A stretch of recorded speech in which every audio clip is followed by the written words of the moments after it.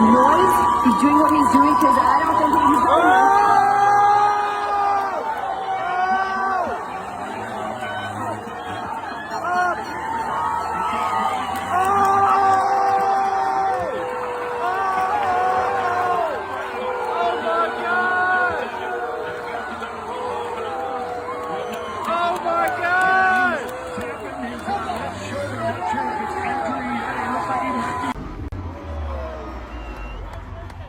Good evening from Las Vegas, where the Super Motocross World Championship finale decided trophies, but set off a second race, one unfolding in medical rooms, logistics calls, and the Team USA garage as the Motocross of Nations looms at Ironman Raceway in 2 weeks. The facts from tonight are stark. In the last 250 moto, Haiden Deegan attempted a last-chance block pass on race and championship leader Joe Shimoda. Exactly the kind of move riders resort to when clean laps won't create the points swing they need. Both went down, only Shimoda remounted. Deegan tried to lift the bike, couldn't, pointed straight to his left shoulder and arm, and walked to the Alpine Star's medical crew, even needing help with the helmet. The broadcast later confirmed a fractured left clavicle. On the ledger, that ends his bid for a three-peat and stamps him fourth in the 250 SMX standings after 2 straight titles. After the race, the AMA imposed a 5-point penalty for aggressive riding in that incident. That deduction doesn't rewrite the podium, but it does draw a line on a championship night. Race control is prepared to call too far, even when the cameras are brightest. The analytical read is uncomplicated and uncomfortable. In a compressed high-payout playoff, a forceful pass was the only rational lever left to pull. Strategy wasn't the issue. Execution was. The intent was to force Shimoda to choose between contact and the outside. The outcome was both on the ground, the rival back on the bike, and Deegan with a broken collarbone that likely removes him from Team USA's MX2 slot. The sanction, light but explicit, also seeds next year's calculus. If the cost of a failed high-risk attempt is both medical and administrative, teams may coach the same desperation with a finer margin for error, or double down, accepting that the post-race penalty is survivable if the pass sticks. The 450 program produced its own pivot point when Chase Sexton crashed hard with a handful of laps remaining in Moto 2 and was stretchered off on the medical mule.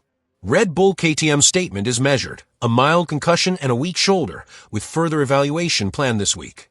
Sexton himself posted the same. Thanks for checking in. A very weak shoulder to be scanned and a mild concussion. Frustrating. Not the season ending he expected, but a belief that he'll keep faith with the bigger plan. From a performance perspective, mild concussion describes a spectrum. Return to competition is dictated by symptoms and protocol rather than the calendar, and the nations won't bend for anyone. Weak shoulder is a placeholder until imaging speaks. It could be a stinger, a subluxation, or something structural. Either way, the nation's format, 3 motos, rough late-season soil, deep ruts, and short recovery windows between races, exposes any deficit. Even if cleared, less than 100% in that environment tends to turn into a bad lap at the wrong moment, and a bad lap at the nations typically becomes 2 positions lost on the scorecard. Earlier, Ryder DeFrancesco confirmed a concussion from his fall in the first 250 moto. He made a mistake entering the sand. Deegan had already committed to the jump, and Deegan's front tire contacted DeFrancesco's head area. Medical staff treated him on track. He walked away. Sunday brought the confirmation. For him, the immediate storyline is not selection but recovery, clearing symptoms, protecting the offseason, and starting the next year at full speed. All 3 incidents run downstream into the same place.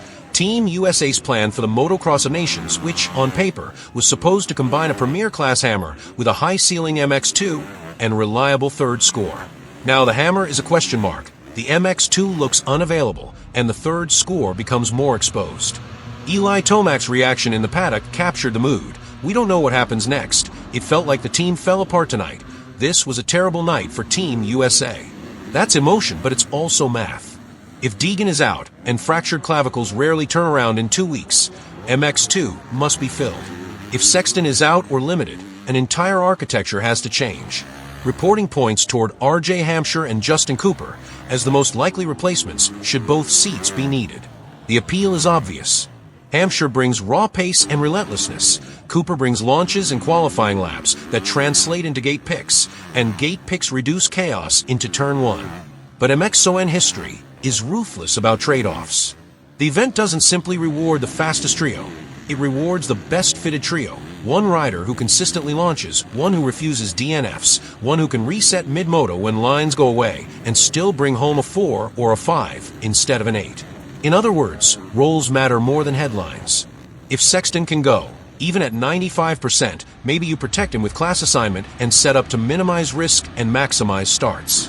If he can't, and if Deegan can't, the conservative, winning play might be Cooper in MX2 for starts and clean laps, Hampshire in MXGP or Open for damage limitation speed, and Tomac in the remaining slot to anchor the score.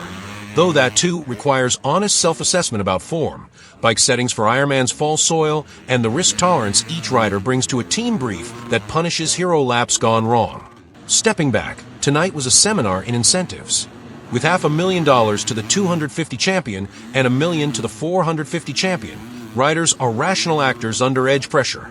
One move can make a season or end one. Deegan's gamble wasn't reckless in concept, it was compulsory in context. The failed execution and the 5-point penalty will be debated, but the larger lesson is practical.